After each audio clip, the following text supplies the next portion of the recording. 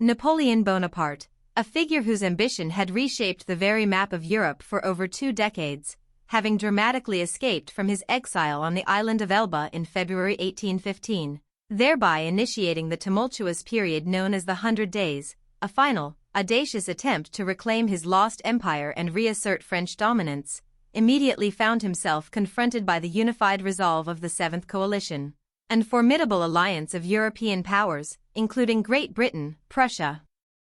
Austria, and Russia, all of whom were utterly determined to permanently end his reign and restore a fragile peace to the continent, which compelled him to swiftly mobilize his forces and march into Belgium, intending to execute a brilliant strategic maneuver. To defeat the two principal Allied armies, the Anglo-Allied army under the command of the Duke of Wellington and the Prussian army led by Field Marshal Blücher, separately before they could combine their formidable strength, a plan that first unfolded with the engagements at Quatre Bras, where Wellington skillfully held his ground against Marshal Ney's French forces, preventing a crucial junction, where concurrently at Ligny, where Napoleon himself inflicted a tactical defeat upon Blücher's Prussians, where crucially, this victory was not decisive enough to destroy the Prussian army, which, despite heavy losses, managed to retreat in good order and, through Blücher's unwavering determination, promised to rejoin the fight, thereby setting the stage for the ultimate, pivotal confrontation at Waterloo, a small, unassuming village situated south of Brussels,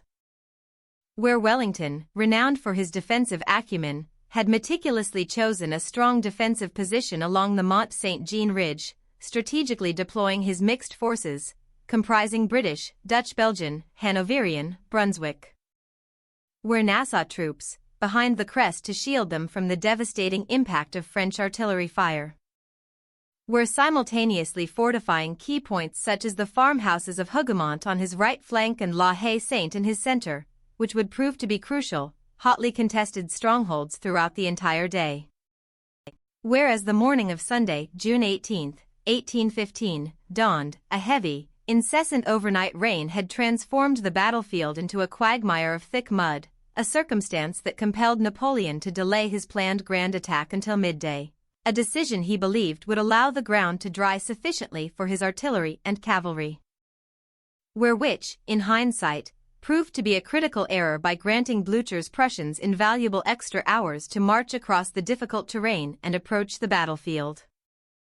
where when the battle finally commenced around 11:30 a.m., it began with a fierce, prolonged French assault on the chateau and grounds of Hougoumont, initially intended as a diversionary attack to draw Wellington's reserves away from the main front. Yet it quickly escalated into a brutal, attritional struggle, consuming thousands of French troops and tying up entire divisions for the better part of the day without ever fully capturing the stubbornly defended position. Concurrently with this intense fighting on the right, Napoleon launched his main offensive with Durlin-SI Corps against Wellington's left center, where the French infantry advanced in massive, dense columns, a formation that, where imposing, proved vulnerable to the disciplined, concentrated fire of the British and Allied infantry squares, which steadfastly held their ground with unwavering resolve, repelling charge after charge with devastating volleys of musket fire, where these French attacks were further disrupted by a powerful countercharge from the British heavy cavalry, led by the Earl of Uxbridge, which were initially successful in routing Durlin-S Corps and capturing 2 French Eagles, tragically overextended itself in its pursuit and suffered heavy casualties from French lancers and cuirassiers, thus significantly diminishing a vital part of Wellington's cavalry strength for the remainder of the battle. Where the afternoon wore on, Marshal Ney, acting on Napoleon's orders but perhaps misinterpreting the situation, mistakenly believed the British center was retreating and, without proper infantry support, launched a series of massive, unsupported cavalry charges against the Allied squares, a breathtaking spectacle involving thousands of French horsemen, including the elite cuirassiers and dragoons, repeatedly crashing against the unyielding infantry formations, which, despite immense pressure, horrific losses, where the sheer terror of the thundering hooves, remained unbroken, forming living fortresses of bayonets against the relentless onslaught, a testament to their discipline and courage. Where during this period of relentless French pressure, the crucial farmhouse of La Haye-Saint, a key defensive position situated directly in the Allied center, eventually fell to French infantry after its brave German defenders, having expended all their ammunition, could no longer hold out, creating a dangerous breach in Wellington's line, a moment of extreme peril that threatened to unravel the entire Allied position and potentially lead to a French breakthrough. Simultaneously, the first,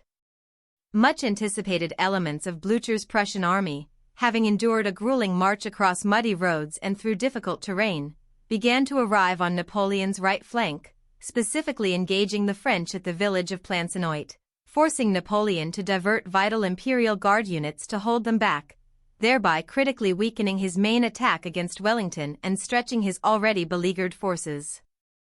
Where, with the day drawing to a close, the battlefield littered with dead and wounded.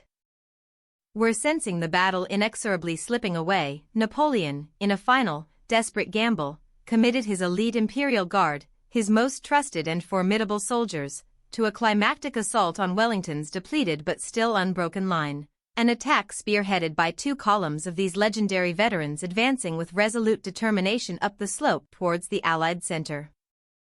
where they were met by a devastating, unexpected volley from the hidden British Guards, who had been lying in wait just behind the crest, a surprise that shattered the Imperial Guard's morale and forced them to retreat, a sight so unimaginable that it caused widespread panic among the French ranks, leading to the infamous cry "La Garde recule." The Guard is retreating, which irrevocably signaled the beginning of the end for Napoleon's army. Whereas the French army dissolved into a chaotic, irreversible rout, Wellington, seeing his moment of triumph, ordered a general advance of his entire line, sweeping the remaining French forces from the field. Where the Prussians, having finally broken through on the French right, relentlessly pursued the fleeing enemy into the night, ensuring Napoleon's complete and utter defeat, a catastrophic loss that saw approximately 25,000 French soldiers killed or wounded and another 8,000 captured, compared to about 22,000 casualties for the Anglo-Allied and Prussian forces combined, a staggering human cost.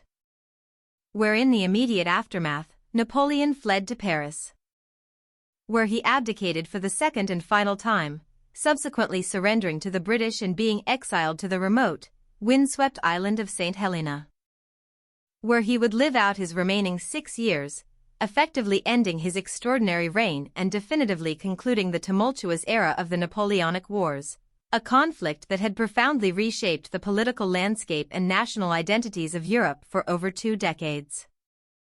Where the Battle of Waterloo itself, a decisive victory for the Seventh Coalition, cemented the new European order established by the Congress of Vienna, ushering in a period of relative peace and stability across the continent for nearly a century. Where its enduring legacy continues to be studied as a masterclass in defensive warfare, a testament to the power of coalition. Where a powerful symbol of ultimate defeat, forever marking the dramatic end of one of history's most ambitious, influential. Where controversial figures,